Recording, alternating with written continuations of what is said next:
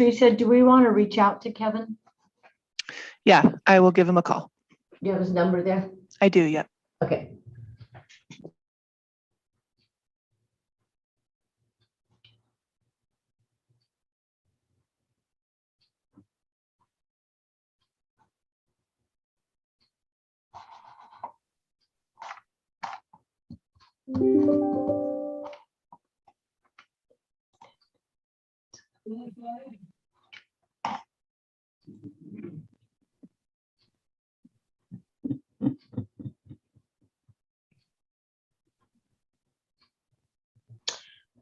Rob, do you want to go ahead and start the study session?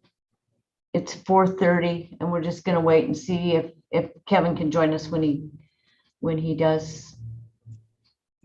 Sure. Thank you, everyone, for attending. This is, of course, the study session we have scheduled to consider a proposed potential new sign code. A copy of the most recent draft has been disseminated to all the council members and publicly available for a week or two now. It's quite similar to the prior drafts, which have been publicly disseminated for at least a couple of months now. There, of course, are some changes. That's why we have a newer draft. A lot of those changes were made, I guess I could say at the suggestion or perhaps in the consultation from the Perkins Coie law firm and maybe even lawyers from the ACLU. I mentioned those two groups of lawyers because they are the groups of lawyers that are representing a handful of named plaintiffs and an organization that's calling itself SAFE, that of course are engaged in federal litigation with the city and some other defendants in regard to the city's existing sign code. So as I said, this is a study session. I may have some preliminary comments here, but basically I want to open this up to the council to have discussion if need be. And also, as you may notice, we have some additional attendees. Some of those names I do recognize as being members of SAFE. Some of the names I recognize otherwise.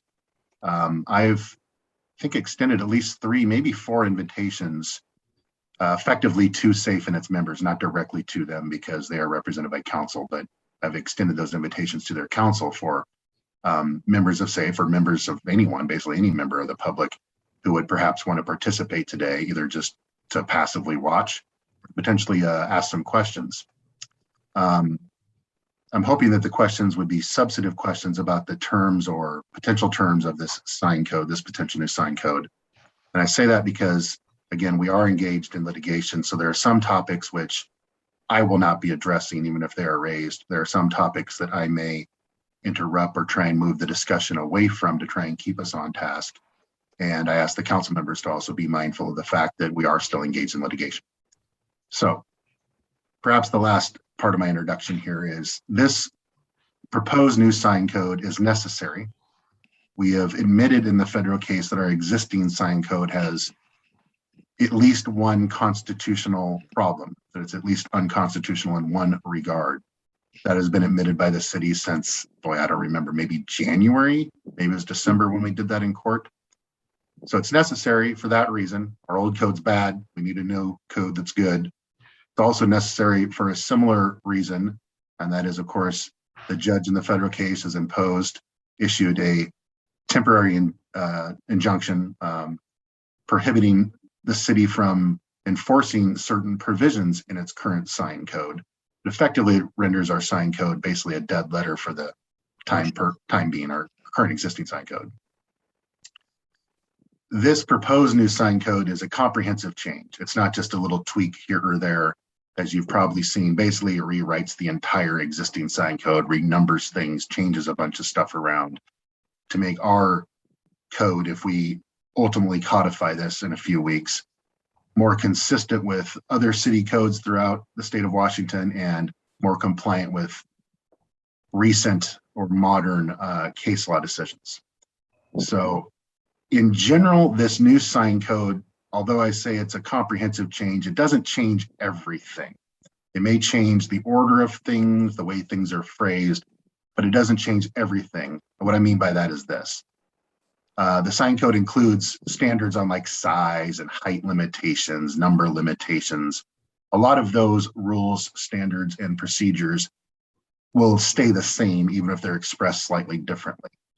A few things that will be different in this sign code, or at least are different in this draft compared to our current sign code, speak to the intent and purpose section. There's more explanation in this current draft as to what the city would actually be attempting to accomplish via its sign code, not just things of, eliminating visual clutter, but also ensuring safety of pedestrians and vehicular traffic and so on and so forth. That's one significant change. Another significant change is, and this speaks to how our old code was at least partially unconstitutional. This new draft, if it gets codified, will make our code neutral as to message and viewpoint, and essentially neutral as to content, basically neutral as to content, but the only content restrictions can be kind of how the sign might look rather than what it would say, if you follow that. So somebody could not have a sign that like impersonates an official government like traffic sign. But we would not be regulating what the signs say, who the signs support, anything of that nature, not preferring commercial speech versus non-commercial speech, not preferring any political party or movement or anything versus any others. Whereas by contrast, our existing sign code, part of the reason it's partially unconstitutional is it included a distinction between political speech and non-political speech. That will be going away and has to go away. That's why we've admitted, myself and my co-counsel in the federal case, that our existing sign code is partially unconstitutional. Now, I think I already said I was at the last part of my summary. Here's, I guess, the last part. And that is, of course, the federal lawsuit also concerns the city's rights of way and signage on the rights of way and whether that's going to be allowed, and if so, when and how. That, of course, has been one of the big topics for consideration and discussion in development of this new draft of a sign code, which the city planner, Mr. Peters, and I have been working on for many months, and has been one of the things that, again, the Perkins Coie law firm and probably the ACLU lawyers have collaborated on, although usually I get the email responsive from a Perkins Coie lawyer, that they've weighed in on this right of way issue. And that's, again, part of the reason why I've invited SAFE members or any member of the public to participate today and to give us their thoughts, constructive thoughts as to this rights of way issue. And this current draft, as before you, essentially makes one distinction as to rights of way. To paraphrase it down and be simple about it, the rights of way on South First Street, the grass areas, not the trees, not government signs, not telephone poles, but the grass areas would be allowable for freestanding signs, so long as those freestanding signs comply with the size and limit restrictions and things of that nature. So the freestanding signs we've all seen around town the last handful of months from various different groups, signs like that would be allowed in those locations without any permitting requirements. So somebody could go put their sign out there and they do not have to seek a permit, same as what's happening today, okay, status quo. But the distinction is as to our other main thoroughfare, Jim Clemens Way / North Weenass Way / Highway 823. That's a state highway. It's not a city street. There are some distinctions there as to the rights of way. Not going to get into it too heavily unless the council has questions about it. But I just want to be upfront in my summary, hopefully to facilitate this discussion a little bit, that there is a distinction in this current draft between South First Street and that other main thoroughfare. The prior drafts made no distinction. And some of those said we were going to allow signs on all those rights of way. And some of them said we were going to allow signs on none of those rights of way. This one's kind of a hybrid in the middle.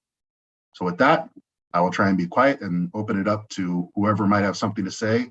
I guess, I don't know, maybe it makes sense to go to the council members first rather than the attendees.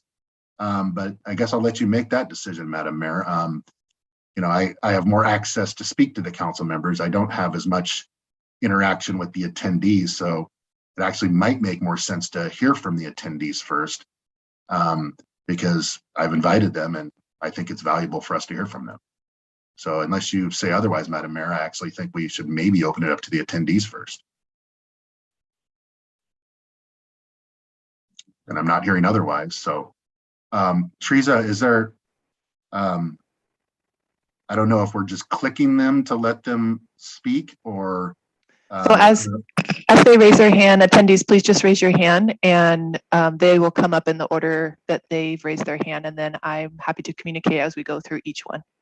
So maybe let's do it this way. If any of the attendees, I see 7, would like to offer anything at this point, please raise your hand. If you don't raise your hand at this point, it's not like we're going to cut you out of the mix and you can't talk 30 minutes from now or 45 minutes from now. But if any of you would like to, I guess, kind of go first, please click the raise your hand button and we'll call on you.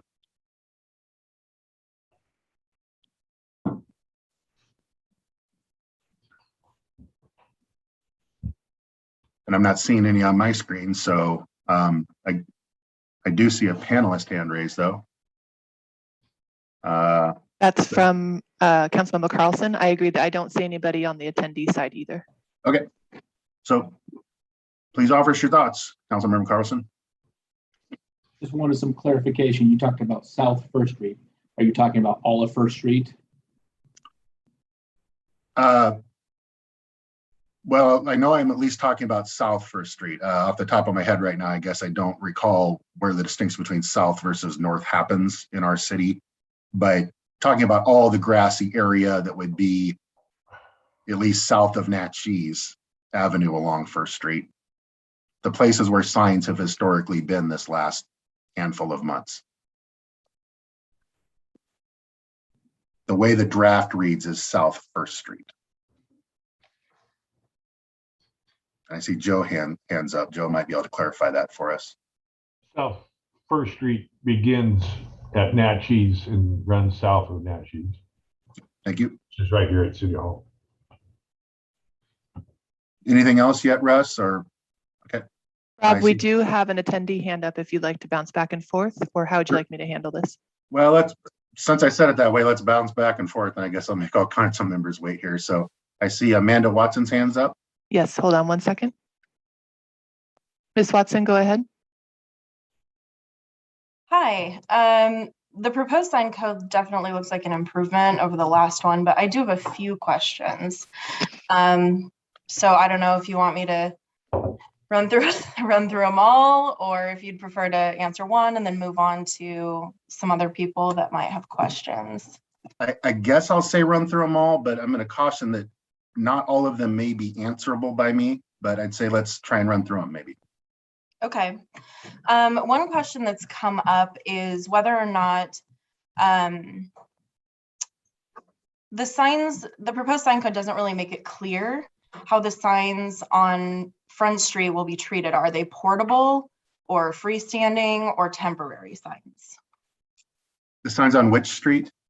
On First Street, sorry. Okay, so I think I can address that one, and Mr. Peters can tell me if I speak out of turn here a little bit. But these signs that everybody's been talking about, and that's been the issue in Selah on rights of way, the nature of all those signs thus far has been that they are freestanding signs. That's the way they get defined in the code. Like a classic political sign, hey, vote for so-and-so for US Senate or whatever, and we've all seen them and they're a certain size. Those meet the definition of a freestanding sign, at least once they're spiked into the ground and left there. If instead somebody puts that on like a stick and is walking around with it, that would be a carried sign. And then if somebody instead like tapes it to a vehicle or tapes it up on a building facade, it could be classified as something else.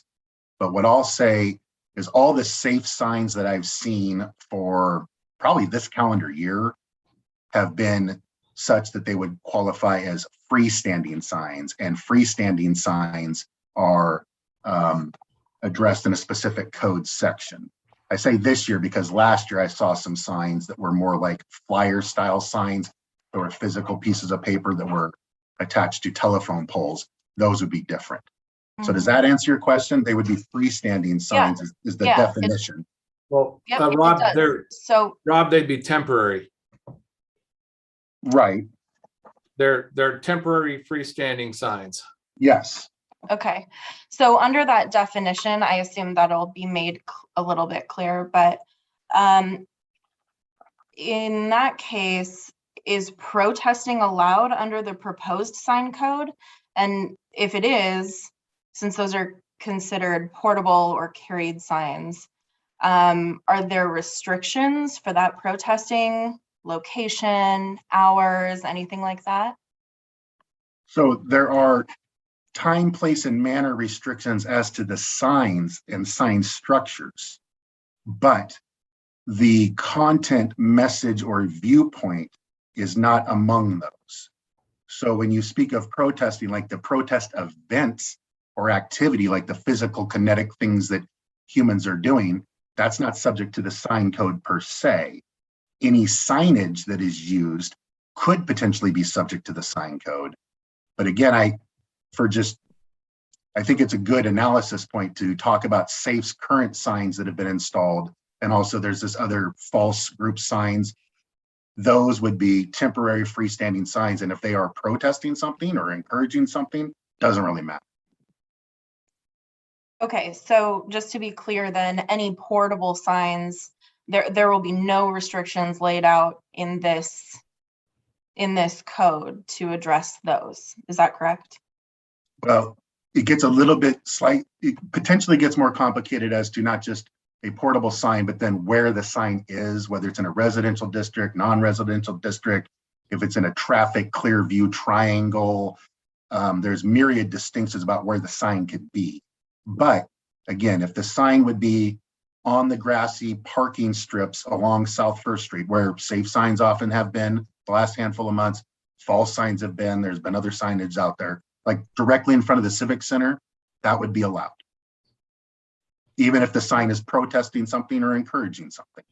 Okay, so just to clarify, safe signs that it currently has on First Street will continue to be allowed after the passage of this proposed sign code, correct? Well, I didn't see any out there today, but I think I follow what you're saying. Like the signs I have seen from Safe lately. Yeah, that have yes, been removed previously. Yes, those signs would be allowed. They're allowed so much so that a permit does not have to be sought. Now, if Safe instead started to make like say 10-foot by 10-foot signs and put those on those rights of way, those would offend our size restrictions. But the size that Safe has currently been using are within the size restrictions. So basically, if the question is, hey, the signs we've been using, if we can use similar signs to those in the future, are we allowed to do that no matter what they say? The answer would be yes, as to South First Street. Okay. And then the proposed code looks like it permits sidewalk chalk. Is that accurate? Are there any plans to otherwise penalize the use of sidewalk chalk to exercise free speech using other codes or regulations? So the first part of that question, yes, that's accurate. Really, sidewalk chalk is just not a sign. So really this draft makes that clear, perhaps in a redundant sense, saying, hey, the use of traditional stick chalk on sidewalks is not regulated by the sign chapter. So basically they're apples and oranges, one is not the other. As to the second part of your question, I'm not personally aware of any plan to amend other code sections or code chapters to change the city's treatment of traditional stick chalk on sidewalk. The city's position on traditional stick use, the use of traditional stick chalk on sidewalk has not changed since at least May or so, I think, of last year. So really, in Perkins Coie, who I know you are familiar with, they're the ones that asked me to include a statement in this current draft saying, hey, if you use chalk on a sidewalk, that's okay, that's not a sign. So that's what we've done. Yeah, I think for some of us, it wasn't, for those of us who have lived in the city forever, right? It hasn't always been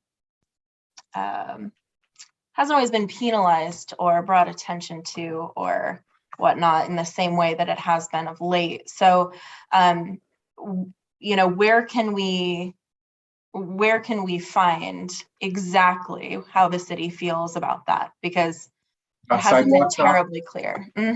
Yeah. So in this current draft, there's actually, I added an entirely new section. Or actually, no, I added it to a section. It's in 10.38.040, and I changed the subheading of it.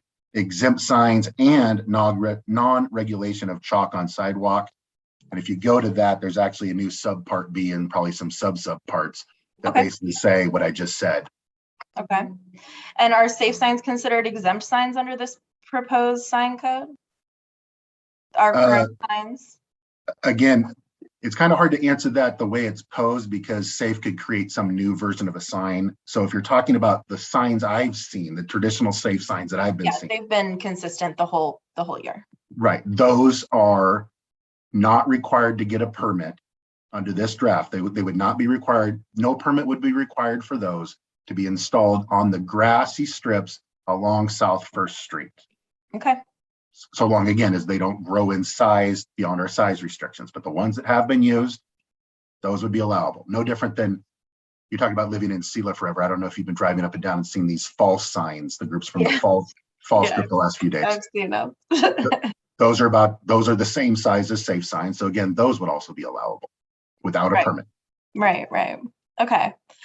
So speaking of permits, the sign code doesn't really provide very much detail on the permit application, decision, or appeal process. So is that something that you all intend to include in this draft at some point? For those of us that may need to require permits for something different than what we've been doing? So there is a permitting standard that's in this draft. There is slight reference to appeal standards in this draft. It really just points to a different part of our code. The current working idea is if we adopt a new sign code, that there would be a delayed effective date for that, perhaps November 1st, that will give me additional time to perhaps make separate amendments to our appeal code. The appeal code actually has kind of some separate distinct standards for how it gets modified. The sign code is part of our zoning regulation, so it has to go through the planning commission and so on and so forth. The appeal code is not, so it's a little bit easier to amend. I am contemplating bringing some proposed amendments to our appeal code at as soon a date to our council. But of course, none of this is up to me. I mean, I don't get a vote on changing the law. It'd be up to the council to do so, but I'm contemplating clarifying and adding to our separate appeal code. Great. Okay, lastly, so far anyway, there's some concern from those of us who have been working on this that none of this is very visible to the citizens in terms of the changes that are happening, in terms of new regulations and sign theft, all of those things, right? What's legal and what's not. So does the city, and Rob, you may not be able to answer this, this might be more of a Sherry thing, I'm not sure, but does the city intend on having a more citizen-friendly interpretation of these new regulations, like an FAQ or very easy to follow instructions on how to file a permit, what needs a permit, what doesn't, what's legal, what's not, to avoid issues in the future? We're trying to be as clear as we can in this draft. This draft contemplates that a couple of new forms would be created for people to seek things if they need to, like a special use permit. We probably already have some existing forms, but I'm going to want to change those. When you speak to the citizens and whether they're informed or not, that's why I said in my summary, I mean, we've disseminated this multiple times. There's been multiple hearings at the Planning Commission. I've sent it to your lawyers. You're here today. We do what input on it that's substantive, like you've been offering here, and constructive. I'm not going to sit here and try to, I'll just leave it at that. Yeah, I do appreciate the ability for us to come in and make comments and suggestions and ask questions for productivity's sake. So thank you. I hope we have the same opportunity at city council meetings moving forward, things being a little more collaborative. So I do appreciate that. Thank you very much. Thank you for participating. So I think I was going to call on Jackie, or Ms. Councilmember Mattson. Might be shaking her head at me now. No, I'm not. We're good. Thank you, Mr. Case. I do have a question on the 10.38.080 and then B2. in regards to requiring the owners or the owners of the sign and sign structures to obtain express permission from the persons, entities, or entities owning or controlling a majority interest more than 50% on a 100% scale of the real estate lot or parcels that abuts that specific location. Thought we discussed this at our last meeting, that was not, I think there was some disinterest in having the statement. We've had executive sessions about litigation, and of course that touches on the sign code. So some discussion has occurred. Yes, I've heard various positions from various council members as to this concept of getting permission of the neighboring property owner. That is not in this draft, again, as to South First Street. It is in this draft, as you pointed out, as to the other major thoroughfare. Frankly, as I said earlier, I mean, none of this is up to me. It's up to me to write it, but it's not up to me to choose the real rules. After our most recent discussions, I wasn't quite sure what the council as a body wanted. Good reason for that. We haven't held any votes. We can't hold any votes. Right. So if that's something certain council members are against, you could say so publicly now. You have no obligation to say so publicly now. You could just vote on a different draft when the time comes. So I guess the best I can say is, yes, I concur with you that I have heard from some council members that they are not crazy about that idea, about the idea of getting permission of the property owner. I should clarify, I am not a proponent of this. So that is my opinion. You think it's a little too onerous to make the business owners have to make that call, if I recall? I do. Yeah. Yes. Fair enough. Thank you. Sure. And I see Councilmember Vargas's hand up. Thank you. I have a few various thoughts, but kind of two primary ones that I'll address just in the interest of time. The first is actually the same one that Jackie was just referencing. I'm also not in favor of putting the onus on the business owners to approve or disapprove signs in the public right of way. Really two reasons. I think it'll silence minority viewpoints, and I think it puts an unfair burden on the business owners, and they would have to be, political and putting their opinions out there. And I think there's a lot of business owners that probably aren't interested in doing that. For future drafts going forward, I would be in favor of seeing this either match what's for South First Street or just disallowing those, I'm trying to get the term right, the freestanding signs or those temporary signs, disallowing them entirely on those roads would also be fine with me. But I don't like putting it on the business owners. So that's kind of my thoughts on that.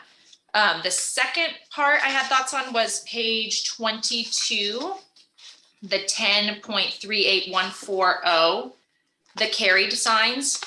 I think we're really inviting trouble by trying to regulate carried signs. And as written, I think we're effectively limiting, under D, for example, cannot exceed 8 square feet. So the banners maybe that people would carry as they stand on the side, we'd be limiting that. We're making it so people can't protest with signs in any area that's residential under C. Under E2, we say they must remain on the sidewalk, but under E7, we say that they cannot interfere with pedestrian traffic. I just see a lot of issues I think we're inviting. And I think the trouble we're trying to prevent could probably be prevented under other laws that we already have, like impeding, traffic in roadways and things like that. And so I would also like to see carried signs in future ones just going under exempt signs and not being addressed in this. And those are my two primary thoughts, and I'll share my smaller ones here if there's time at the end. Thank you. Thanks.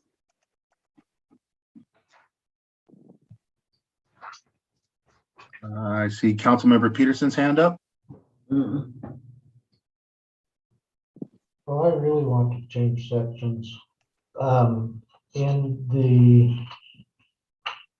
digital signs, I have to say that I have paid more attention to signs in the last couple of months than I have ever spent in my life. But in the digital signs, and it talks about the ones that change messages, that they contain no motion other than the transition time. We have, for example, at the high school, I don't remember noticing it today, but they have things like Go Vikes, Go Vikings, something like that, that scrolls across. Is that considered a transition or is that a moving sign? And I'm on page 25, 0.170 D, CE, that was E.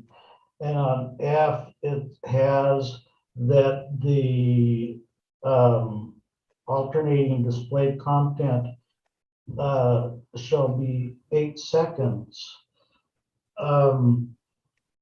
Going around looking at the various signs that have alternating sessions, they cycle every 2 to 5 seconds. I didn't have a stopwatch, I'm just counting in my head. And 8 seconds seems like a long time that I haven't run across any signs. How did you come up with the 8 seconds?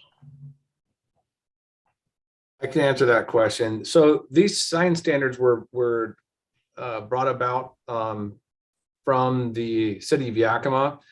We went through an extensive process to establish these rules and regs. There is an actual sign association, electronic sign association, that represents all of the sign company groups throughout the country, and they came to us, and after fighting back and forth with these different the standards and everything, and foot candle measurements and duration, and made the suggestions that we put these limitations on there.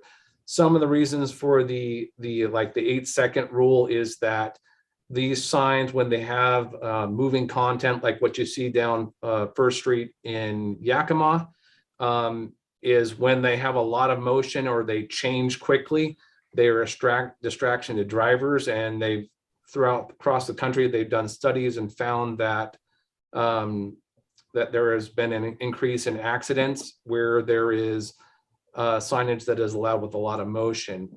And then same thing with the foot candle measurement. That was based upon the industry standard of 3 foot candles. Anything brighter than that is actually too bright and has a tendency to blind drivers as well. So without going and resurrecting all of the information that we went through on those different studies, that's it in a nutshell. Councilmember Peterson, can you think of any other signs you've seen beside the high school sign that causes you concern about the digital sign standards here?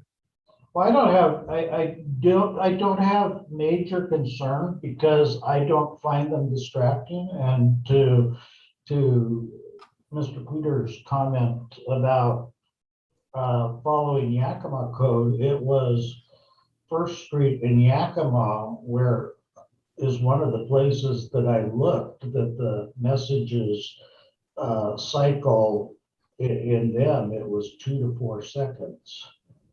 Are you talking about the billboards, the signs that are like billboard sides? They're large. Oh, no, the ones like the time and temperature size ones. And I don't have, and one just total curiosity that I'm not opposed to, but how come barber poles are exempt from sign codes? Ask a longtime barber friend, and he had no idea either. I'm just curious. Generally, it's because it doesn't display a message. It's a universal symbol is what I recall from when we looked into this. the same question came up when I was developing a sign code for Yakima. I guess the one other thing I would mention about the electronic signs and digital signs messages, you know, when you look at the city of Yakima and you look at the city of Selah, we all have different types of signs, different, you know, message centers and everything like that. And, you know, this is for any new signage that's coming forward, not any existing signage. I think Rob went through and updated some of the language with regard to, I'll call it grandfathering, or what we otherwise call legal non-conforming signage. So that anything that occurred in the past and is established now today does not have to conform to these requirements. Is that correct, Rob? Yes, that is correct. It's no different than like a building code. If you have a building permit and you get your house built this year, and then 5 years from now, the building code standard changes, typically you don't have to go change your existing house. So this would be, again, this would be a new section of laws that would come into effect if it gets codified and takes effect, that would apply prospectively for the future, not retrospectively for signs or signage that already exists. But aren't they, although the sign and sign structure is there, aren't they programmable? And I mean, they change the messages, and so they must be programmable, sort of like PowerPoint, that they can adjust those without any kind of major thing. The other thing with motion or appearance of motion, I'm old enough that I remember neon signs and the canopy signs at theaters with the lights marching around and arrows similar to what TNT has. The lights on the arrow don't move, and I don't remember that they ever did, but those kind of neon and or incandescent lights that I don't even know if they make signs that way, so if it would even come into new sign code. But would those theoretically still be allowed, or? Yeah. To answer your question, yes. I mean, they're still allowed. In fact, many of the signs that you talk about, like the older bank signs that are comprised of larger LEDs, that light up and then purport to kind of show motion as it moves across the screen, or a set of words or letters or numbers, or scrolling across the screen. Those aren't really defined as a digital sign or does EMC message center. If you go back in the definitions, it differentiates the different types of electronic signs and what would qualify underneath that section in code.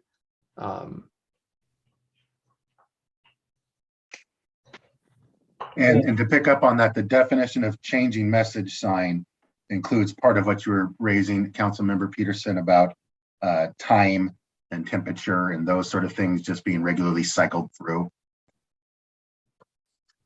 An argument could also be made, and we could perhaps look at making it more explicit in a different code section, 10.38.040 subpart A6, that basically talks about governmental signs for a general welfare.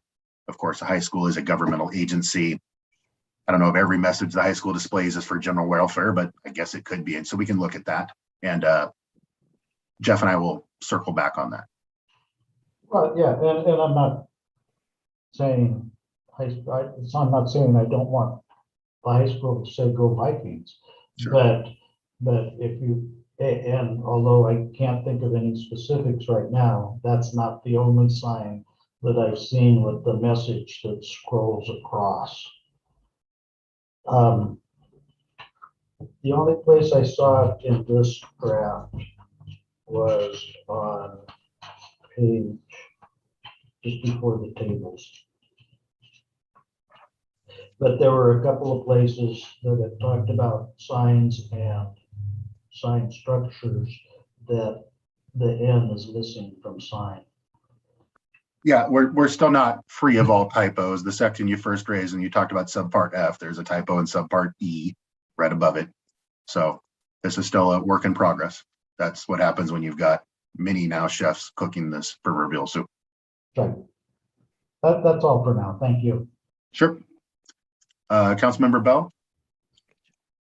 Yes, I just wanted to clarify if it's our intent to eliminate freestanding signs on the east side of South First because there's virtually no grass strip there to place them in. So we're saying the west side of South First would be the only area. Is that correct? That would be a de facto reality as of now. I mean, a grass strip might later be installed there. Who knows what the future holds. But as to rights of way, wherever temporary freestanding signs are allowable, they would need to be installed basically on grass, on bare dirt, or in a vegetation bed, but not on top of growing vegetation other than grass. So like don't put it on a bush or a tree. So yes, because there are no examples of that on the east side of South First Street presently, meaning there are no grassy strips, bare vegetation beds. The net effect would be freestanding temporary signs would not be allowable on that side of the street under our current reality of how it's situated. If it changes in the future and this code is not changed, then they would be allowed over there. Thank you. Sure. Well, and Rob, they would, if they're safe, like, for example, McDonald's wants to put up a temporary sign on their own property, then obviously they can still do that because we're just speaking just to the public right away. Yes, again, most of these comments, as I expected, are focusing on the right of way issue. And that's where a non-property owner is wanting to install a sign on property. McDonald's, be it a property owner or a property holder, lessor, lessee, whatever, is going to have different standards. We all have different standards for using our own property versus using other people or public property. Does that address your question, Councilmember Bell? Yes, it does. Okay. I see Councilmember Carlson and Peterson's hands up again, or maybe still up. Your hand's a different color now. I don't know if that means anything. I just have a few questions on 10.38.180. In letter subsection A, it says the owner or operator of each, now this is talking about, of course, business zoning and multi-building or multi-tenant buildings. The owner or operator of each multi-building complex shall be allowed at least one freestanding sign and structure. That is, and of course, it goes down further about frontage space, and maybe they can put more. I don't like the idea of, for example, a multi-tenant location putting up more than one sign, because then you're going to have signs every 250 feet or 300 feet, whatever the regulation is there. I would recommend a tenant sign that includes all tenants, as we see in multiple locations already in Selah. One that says you have X business, Y business, and Z business in this location. To allow for multiple signs for a multi-tenant location is a red flag to me. Now, that being said, I also have seen scenarios where over a certain amount of square foot, linear footage, street frontage, one business is allowed more than one sign. For example, you can probably see it in Walmart, where they take up a large strip of street. They have one sign on one end, one sign on the other end. So I don't know as though this is completely off base, but I am concerned about allowing, when we have different tenants, allowing different signs put up every 250 to 300 feet. So that's a concern to me. Next, I had a question on the definition of a welcome sign. It talks about a welcome sign being exempt, but it does not say who can install a welcome or a gateway sign. So I have some concerns about that. If So let me kind of clarify. I'll jump here. So I believe to your first question, so that way I don't get lost with where we're going. With the multiple building complex, that first statement is there to identify that a property owner or building or location where there's a multi-building complex, that they may have, if they have multiple property frontages, say for example, like the corners of Natchez and First, the Wells Fargo building has multiple street frontages. It's fairly common in most localities to allow that business to have a sign on each frontage. And previously, the city had a restriction on that you could only have one freestanding front sign per parcel. And so this is trying to get away from that. One of the things we heard when, a number of years ago, when this initiative, I'll call it, to update our sign code to be more business friendly, we heard from a lot of the local businesses that they wanted to be able to have more freestanding signages per frontage, per street frontage. So we allowed them an additional sign. So that's what this is doing and saying. And then it breaks it down further. If you have a big long street frontage that is more than a certain number, 100 feet long, or can't remember what the number is here, but 600 feet lineal feet. So, and there's practically no properties in town that meet that length. Allow me to clarify a little bit. First of all, just because there aren't currently doesn't mean there can't be in the future. So that's correct. One concern of mine. My concern isn't for the section A that talks about it being on each of their complex street frontages. My concern is where it talks about whenever a street frontage on B, whenever a street frontage is longer than 300 lineal feet, but shorter than 600, the owner or operator of each multi-building complex shall be allowed 2 total freestanding signs. So now you're allowing 2 freestanding signs that fit within code within potentially 300 feet of each other.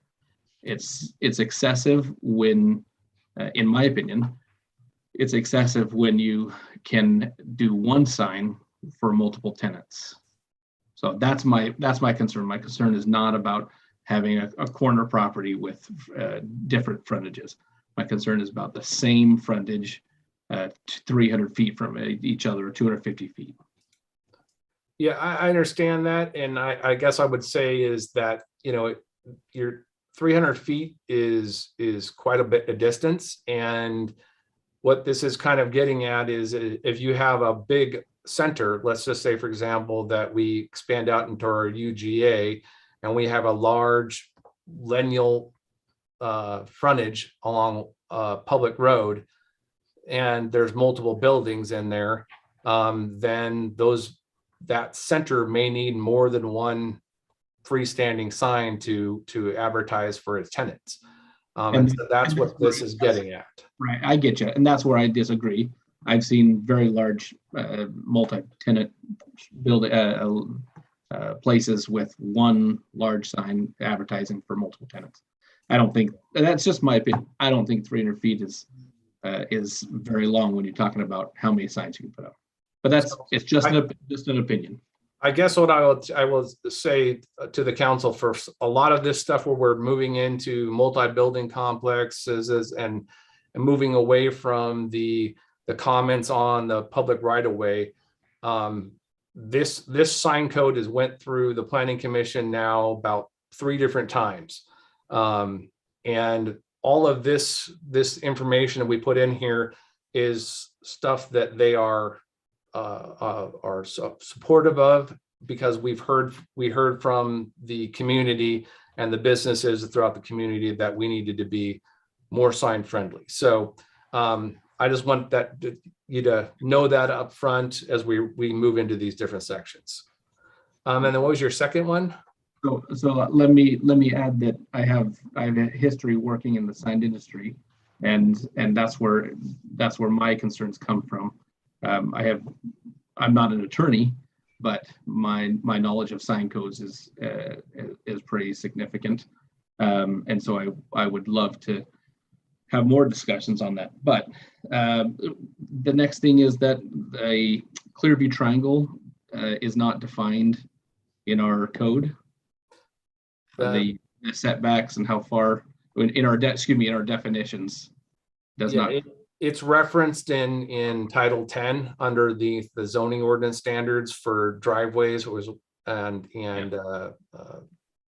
just my recommendation is that be defined in the definitions is all.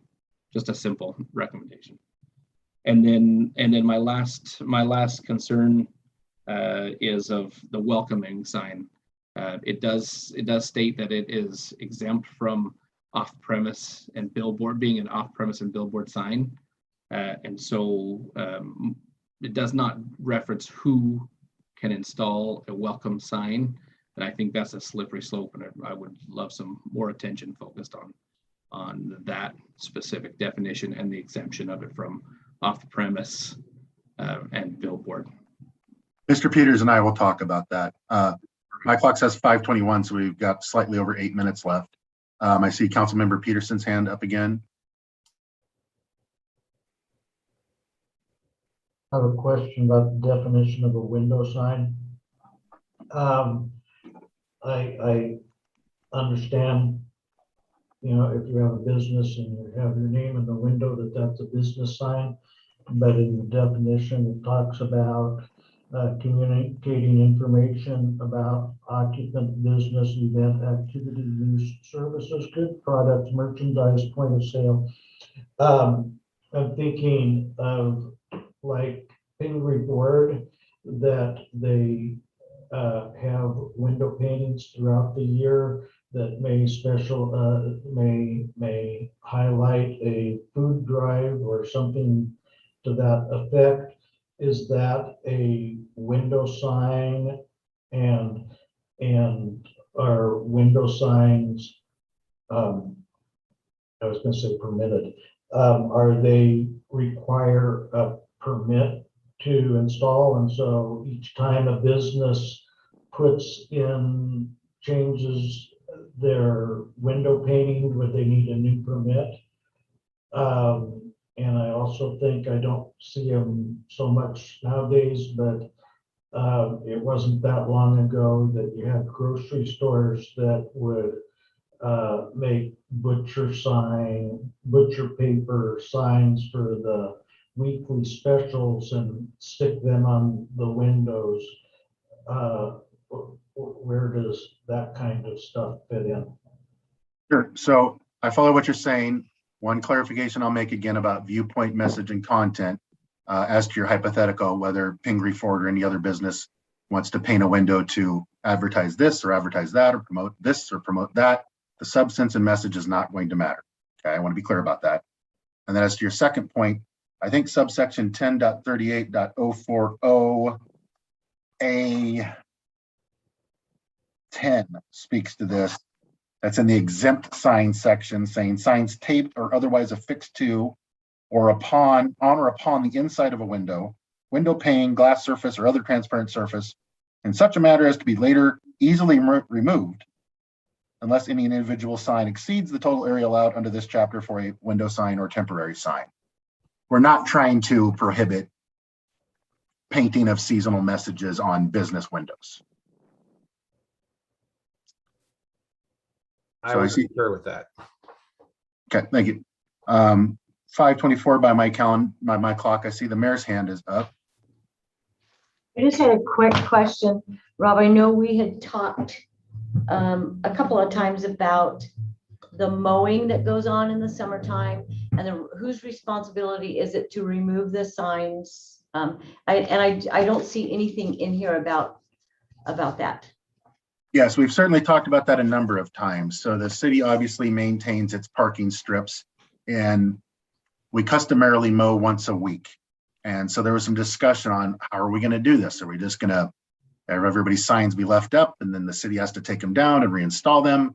Are we going to impose a requirement that the person or persons who place the signs have to take them down? We've included some ideas along those lines in this current draft. It would appear, I believe, on page 17.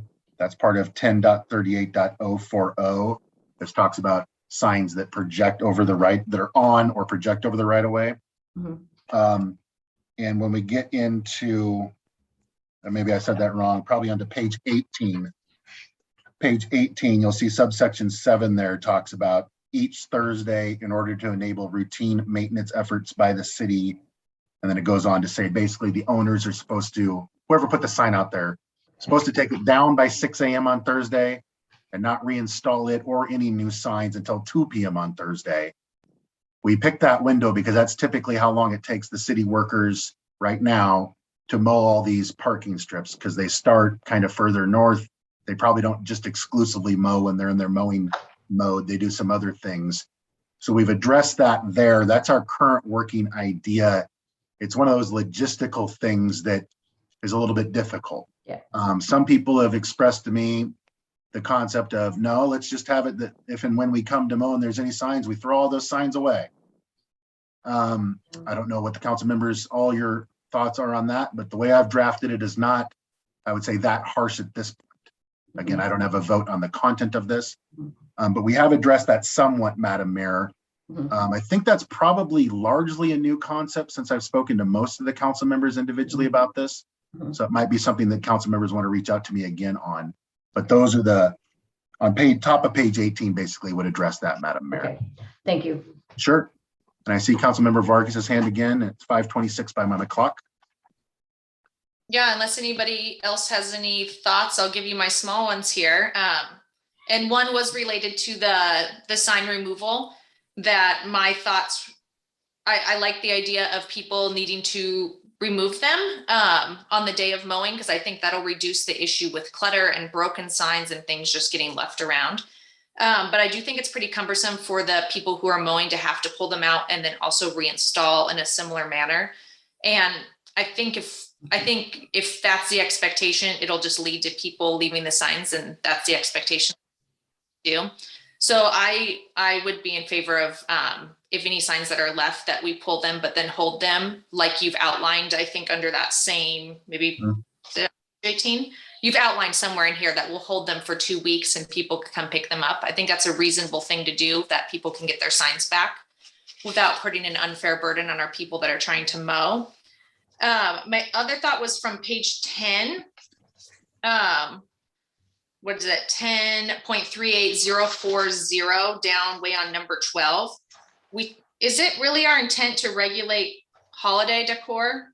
We said that seasonal holidays decorations, including illumination, located on residential property for a period of time not exceeding 60 days. That doesn't seem like something that we want to spend our time policing, in my opinion.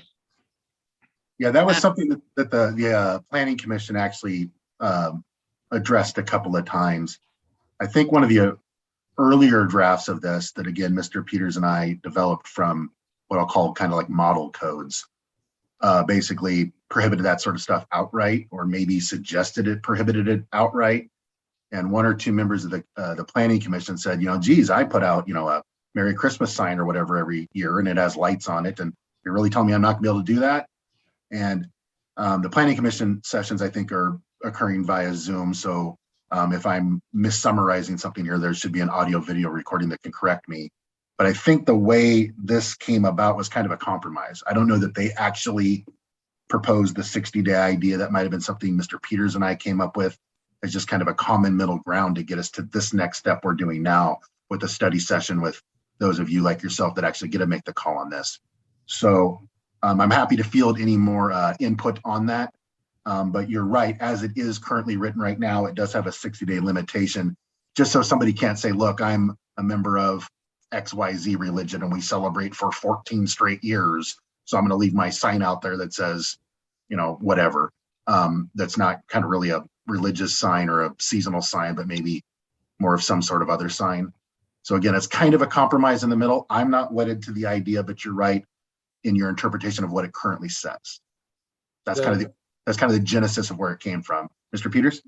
Yeah, so I mean, Rob's exactly right. The Planning Commission struggled back and forth with this time, place, and manner idea. Some of the information that we received in the letters from the groups opposing some of the sign language and everything and placing the signs on the public right of way kind of came into this as well. And so we had to look at several different examples from different communities. And I think where we landed was we used an example from, I think it was like City of Wenatchee, I believe. And then Rob did go and we kind of tweaked it to where found the middle of the road, for the 60 days. But this was kind of to address that whole court issue that is bringing us and requiring us to update our codes for signs to say that you can only regulate based on time, place, and manner and not based upon content. So this allows you to kind of say, hey, yes, you can have them and they're exempt, but there's limitations. Was that your last point, Councilmember Vargas? I had a short one that I kind of was curious the business owner's perspective, and it sounds like the Planning Commission has already kind of gathered that. So if that's available online or somewhere, I'll go looking for that because that's another curiosity of mine. Okay, great. Thank you. So my clock's showing 5:31. I don't know if my computer's accurate or not, but we're certainly close to done with the time. So I'll just ramble off a bit of a conclusion here. Nothing was voted on today. This is still just currently a draft. This is not the last chance for anyone to weigh in, be the council members, city staff, members of the public. So those of you attendees that are still on the line here, you can certainly send emails or letters, faxes, voicemails, all of that to myself, to the mayor, to the council members. You can schedule in-person meetings. I'm in the office pretty much all day, every day. My phone number is published. We want input from everyone. We're never gonna have a draft that pleases everyone. The current working idea is 2 weeks from now, we would perhaps bring a final draft to the council for an up and down vote, but also the council could propose amendments at that time. That's the current working idea. We'll see if we actually hold to that. But as I said earlier in my introduction, we need a new sign code for multiple reasons. We have to have one. We are going to have one in relative short order if I have anything to do about it. I appreciate everybody participating. I appreciate the substantive, constructive comments. And as I said, this is not over. Anyone who still wants to weigh in on these topics or other topics in regards to signs and sign structures, please do so. Thank you. Thank you, Rob.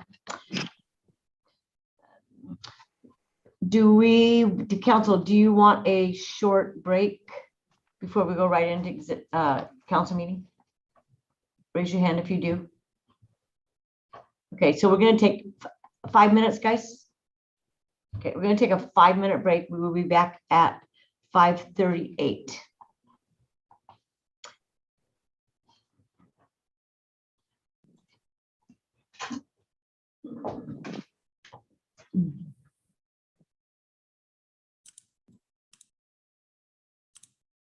Just checking to make sure my mic works. Yep, I can hear you great.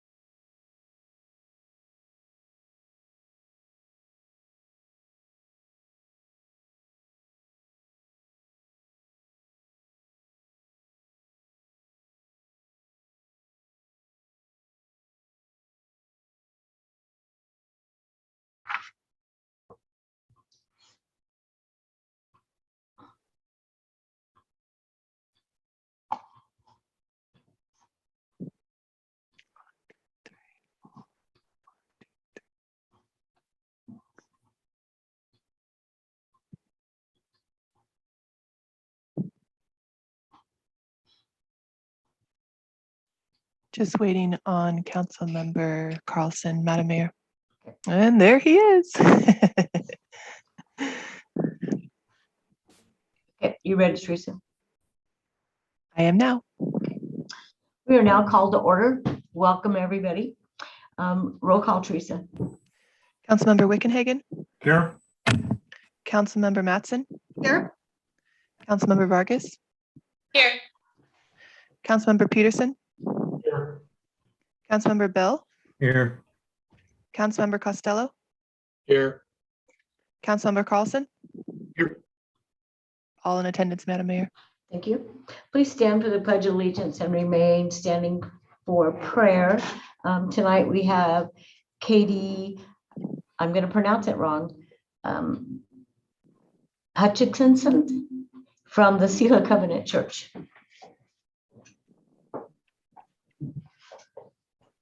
I pledge allegiance to the flag of the United States of America and to the republic for which it stands, one nation, under God, indivisible, with liberty and justice for all.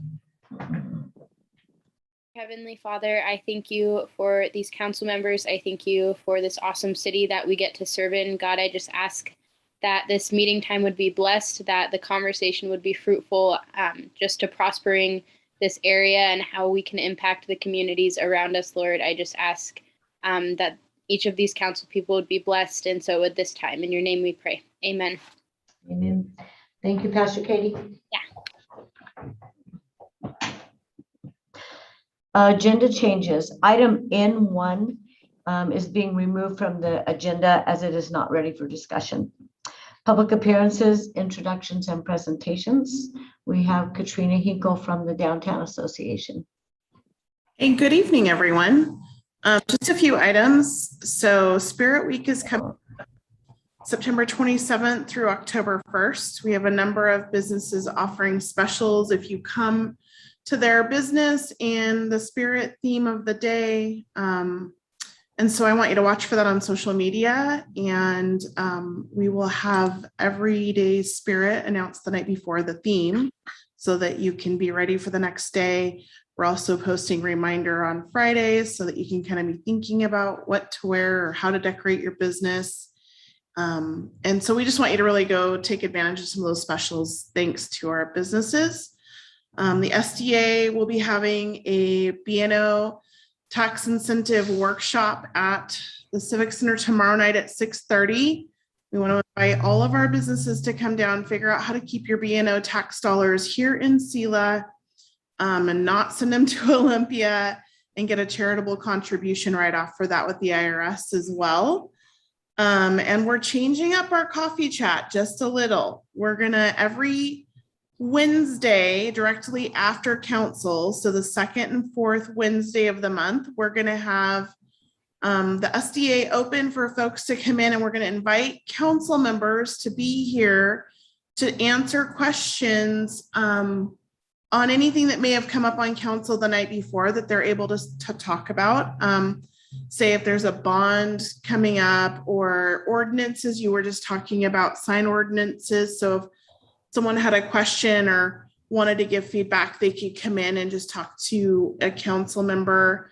Mike Costello and Russ Carlson have both said they would be available for several, and I'll be reaching out to the other council members as well to try to get you all kind of rotated through. Thank you, gentlemen. And then the opposing Wednesday, so the 1st and the 3rd, we're going to do a no host happy hour at a business, and we're just going to encourage folks to come on in, say hello, and maybe bring some more business to that business's location and try to support them a little more. And then let's see. I think that's it. I think that's what we needed to go over. Were there questions from anyone that I could talk about? Hi, Sherry. Katrina, are you going to offer this on Zoom, your second and fourth Wednesday meetings? So we probably will, given that the Delta variant is definitely circulating, and I want everyone to have the opportunity to come in or to just to chat with council members and ask questions. Mayor Raymond, you're welcome to come into those. Attorney Case, you're welcome. I want to open it to any of our city officials that want to come in and answer those questions or be present. So for those, I definitely think I can see how we would want to offer Zoom for that as well, so that there is not a barrier and everybody gets an opportunity. Okay, all right, thanks. Any other questions? Anything I can clear up for you guys? Have a great meeting, you guys. Thanks, Katrina. Getting to know our business, we have none. Communications, Rob. Thank you, Madam Mayor. The city of Selah is a non-charter code city, and we are presently conducting a regular meeting between the mayor and city council. A maximum of 30 minutes will be allotted for public comments. Common sense standards of decorum apply. Comments must be respectful. No profanity or insults are allowed. Comments must pertain to city business and official actions. Constructive criticism of city officials is allowed, but defamation, personal attacks, and impertinent assertions are not allowed. Commenters are limited to 1 comment per meeting and a maximum of 2 minutes. City staff may disallow or modify any comment that is deemed inappropriate. These standards are subject to revision. We actually did not receive any comments specific to today's session. We did receive 2 comments that specified a different date, which is basically a date that doesn't make sense. It specified the date of August 31st. I don't believe we held a meeting that day. So this one time only, we're going to characterize those 2 comments as actually saying that they're for today's date. We will not do that going forward. Both of these comments are from the same individual, and that violates one of the standards of decorum. Thus, we will focus on the first comment that was received. The mayor had discussion with city staff as to this first comment as to whether it should be read at all, whether it should be redacted, or how to address it. The conclusion was made to read it because it's an example of a comment that is not constructive and that offends the common sense standards of decorum. I will now read the comment. The comment is from Bill Callahan. Dr. Rob Case is wrong for Selah. Last summer, he was caught taking and in possession of picture of underage teenage girls from a gathering outside City Hall. Only a few days later, he was found parked near the home of one of those minor girls by Selah PD officer Singletary while she was out jogging. As she jogged by, she recognized him and his vehicle. Numerous local residents were frightened and disturbed by this behavior. Many utilized social media to provide neighborhood watch notifications and warning to other young women and girls for their safety and protection. Rob Case sued several of them. Later, he filed 2 separate onerous witness subpoenas on the young girl. She was terrified. Her sense of safety and security were stolen by this man. She no longer feels safe in her community. Several of her friends are also leery that similar things could happen to them. Selah only just separated itself from a city employee who took a nolo contendere plea to assault inappropriate touch of a minor. We do not need any more men at City Hall who jeopardize the health and/or safety of Selah's girls. Citizens should not be forced against their will to subsidize men who make girls feel safe.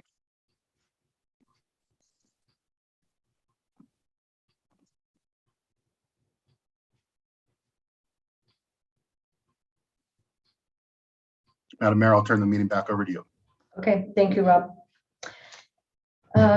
Proclamations and announcements, we have none. Consent agenda. All items listed with an asterisk are considered routine by the city council and will be enacted with one motion without discussion. Should any council member request that any item on the consent agenda be considered separately, that item will be removed from the consent agenda and become part of the regular agenda. Cliff? I move to accept the consent agenda as read. Thank you. Second. It's been moved to approve the consent agenda by Cliff, seconded by Roger. All those in favor? Opposed? Passes unanimously. Teresa, please read the consent agenda. Approval of minutes, August 24th, 2021 council meeting, and approval of claims and payroll. Thank you. Public hearings, we have none. Under general business, new business, we have none. No old business, we have none. Ordinances, we have none. Public appearances, we have none. Reports and announcements. Chief Ling.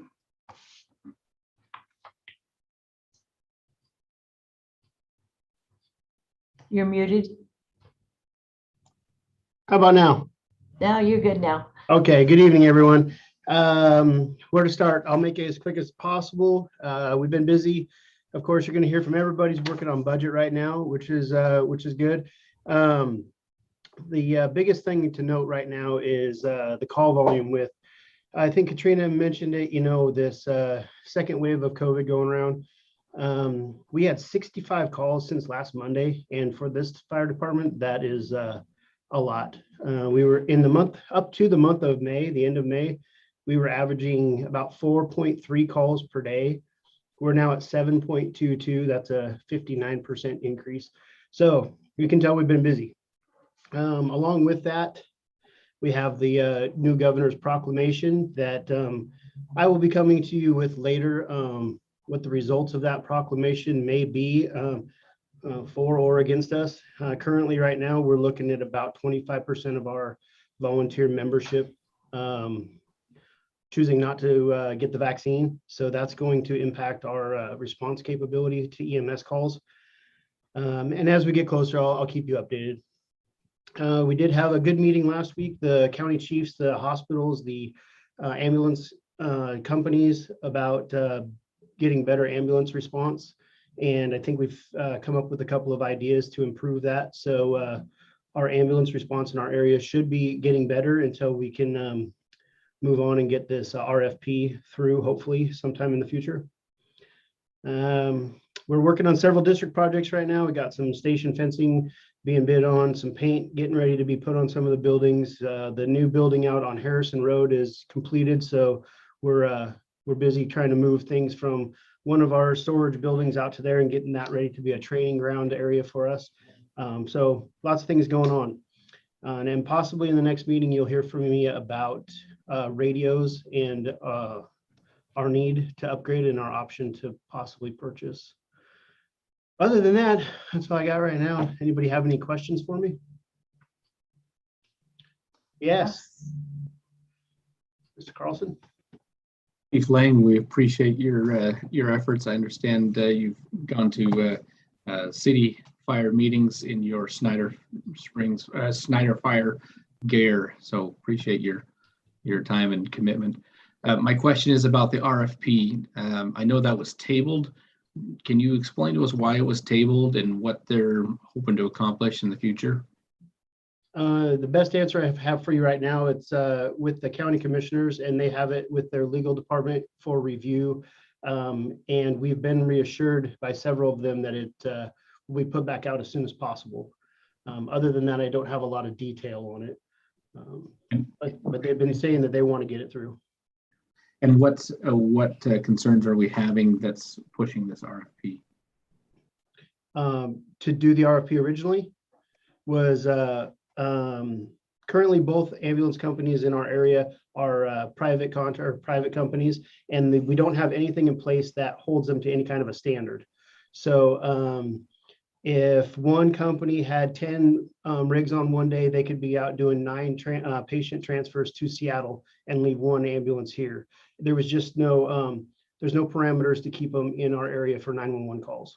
And so we're trying to get better response and make sure we have enough ambulances available for our taxpayers. Thank you. Mm-hmm. Roger? So I just wanted to comment from the last fire commissioners meeting. I wanted the rest of the council to at least be aware of the gravity of the situation about the mandate on vaccines and how that can potentially impact our response time from our fire department, from the lack of availability of those firefighters that are mandated to have a vaccine or not work, and also impacting the other ambulance services where they're in the similar situation. So this isn't just a minor thing, and I think all of the council needs to be aware that this potentially extends our response time by a considerable amount for the whole service area. And I'll add to that. Thank you, Roger. To all the fire districts in the valley, the city of Yakima Fire, both ambulance companies, the hospital, nursing staff, healthcare facilities, it trickles down to everybody. So there is going to be an impact. And unfortunately, we all believe it's going to be negative to some degree. But like I said, we'll started out at about 30-35%. I'm down to about 25% now that I can tell. So, you know, things aren't as bad as they originally looked, but I will keep you updated as soon as I know. Thank you, Chief. All right, thank you. Deputy Chief Gilly, do you have anything to say tonight? Good evening, council members. No, I have nothing to add, but thank you. I'm stuck at home playing Mr. Mom right now. So thank you, everybody. But we're glad you joined us. All right. Thank you, Madam Mayor. Chief Chrisman. Good evening, everybody. I will keep it short as well. I wanted to let you know that we did graduate our 2 student officers from the academy last week. On Thursday, welcome Bradley McNerney and Joshua Clark to the Selah PD roster. And they will be for the next 3 months working on their field training process with our field training officers here at the station. And so you may see them out and about in a 2-person car for at least the first couple of months, and then a solo status with a shadow of one of our veteran officers. Mr.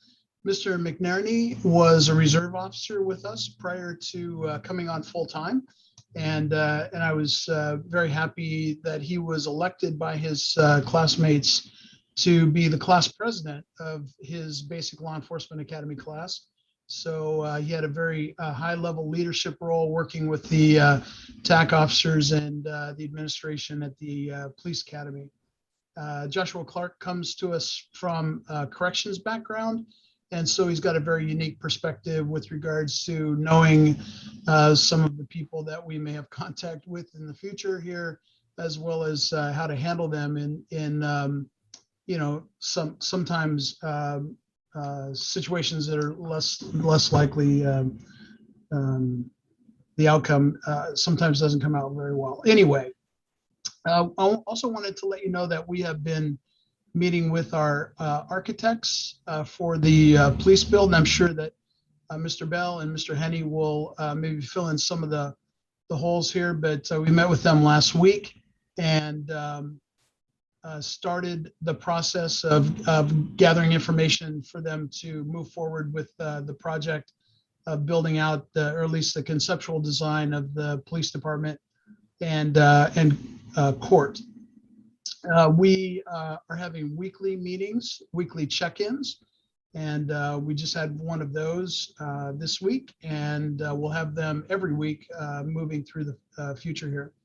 The conceptual design is in the very near future, probably by the end of the month or so, and we'll, of course, we'll be sharing that along the way. We talked about a town hall meeting or getting the word out, and some other things that we're going to be working on include a video of the current facility and then just information sharing with the community. And I think that's about all I have for you tonight, unless you have any questions of me. Looks like you're off the hook. Mr. Peters. There we go. So the planning department, we've been pretty busy. We're working on comprehensive plan map amendments. Those are scheduled to come up here, go before the planning commission. here in the month of October. And then they'll be coming to the city council probably late October or possibly early November at the latest. We've also been working with Joe and the chief on with our consultants to go over the new police station designs and updates, and getting development regulations to our consultants who are going to go and do the size massing and everything, and creation of the architectural design and layouts for that building. As well as I've been working with our new public works manager to get the working on some Title VIII requirements, as we're also completed complete streets ordinance, which I think our city administrator may be looking at, and then possibly bringing to you at a later date as either a study session or just bringing it straight to council. Though that's kind of dependent upon some funding. Some of our street projects would benefit from funding from that complete streets ordinance.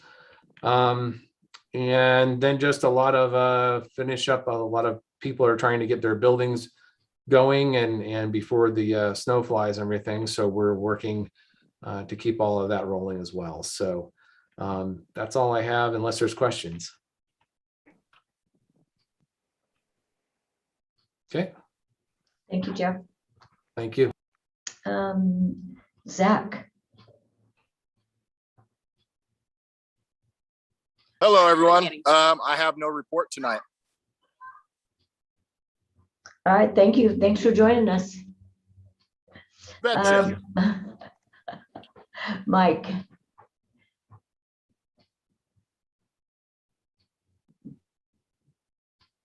Wrong button. No report. Thanks. Cliff. I have no report. Suzanne. I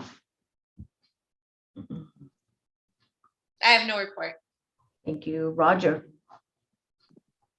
Thank you, Madam Mayor. Just to follow up on the chief's comments about working with the architect, I want everyone on the council to be aware that we're not expanding the scope of what the direction was for Law and Justice Center. However, the architect has suggested that it would be in our best interest for them to provide a cost estimate since we asked them to conserve the footprint on the property for potentially down the road, whether that's many years or short term for a city hall, that they think it's worth providing a cost estimate difference for comparison of the council of what it would cost to build a shell right now that could be finished down the road many years if we wanted, and potentially save quite a bit of money. So they will be working on that. And he also alluded to a open public meeting that's now scheduled for October 28th at the Civic Center. And the architects will be conducting that meeting open to the public for anyone to come in and have their questions answered and provide comments about what they would like to see in the Law and Justice Center. That's it. Thank you, Roger. Jackie. Thank you, Madam Mayor. Selah Chamber of Commerce at our last meeting did make it the final decision to cancel the Wine, Dine and Beyond for this year. And just with the numbers going up so high, we've decided to just wait until next year. Thank you, Madam Mayor. Thank you. Russ. We met with the SDA yesterday, and one of the biggest things that Katrina alluded to earlier was the BNO that's coming up on October 1. The Olympia has expanded access to those funds.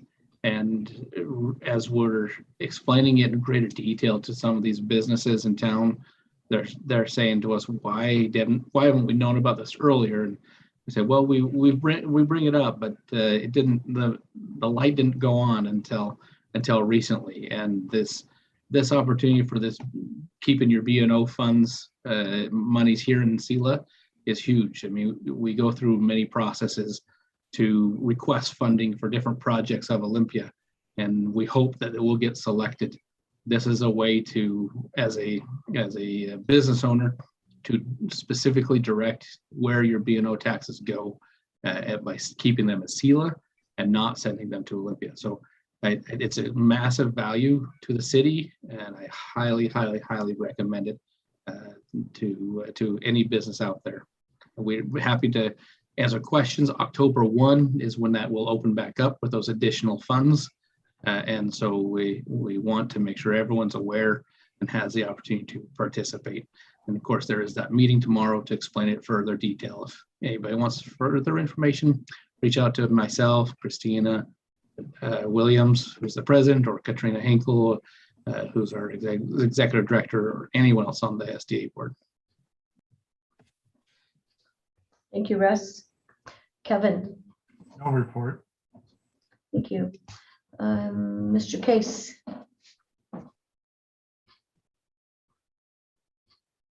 Did you have something further you wanted to offer there, Roger? Yes, there is one thing that I forgot to bring up, and that's about the levy for the pool. SPRSA has heard from several people that there's confusion of who gets to vote on that. Is it just city, or is it those in the county also? And it's basically the Selah School District. So it does include all of those people. So if anyone's asking that question of you, please respond that it's twice as many people as live in the city, in addition to those that live in the city that'll be voting on that. So thank you. Thanks. I have no public report. Thank you. Mr. Haney. Well, back to what Roger was just saying, there's about 20,000 people in the Park and Rec district, with about 8,000 of them are in inside the city limits. So that's kind of puts that in perspective. So, and then real quick, the thing I want to add is this open public house on the 28th of October. We are shooting for an in-person meeting. Mr. Peters is going to be looking into what it'll take to have Yakima do a YPAC filming of that, and so we can try to keep that on into the public viewing. So that's where that'll be going, unless obviously things deteriorate with the COVID situation that's on right now. So tomorrow we're meeting with a solid waste contractor, BDI, to go over a proposed amendment to their contract. We'll see where that goes. We got some training seminars coming up for with WCIA. One of them is for the WAPA, the funding that's been given to the city for infrastructure and broadband purposes. And there's also some FEMA training coming up we'll be attending. We're moving ahead on the 2 sewer projects.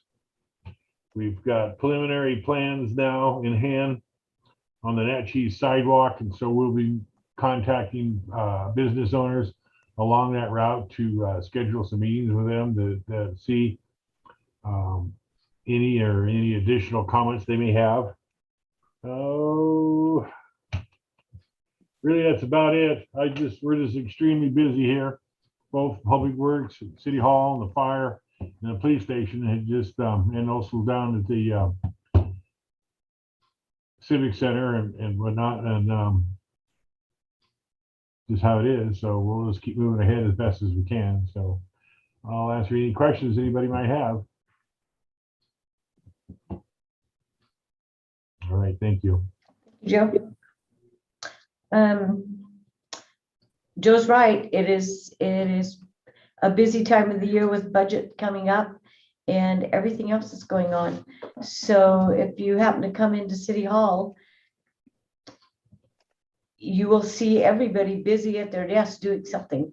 So guys, have a great night. Motion to adjourn. I move to Adjourn. We have a motion from Kevin to adjourn. Do we have a second? I think that was a Russ. Okay, we have a second by Russ. All those in favor? It's unanimous. We are now adjourned. Congrats on retirement, Kevin.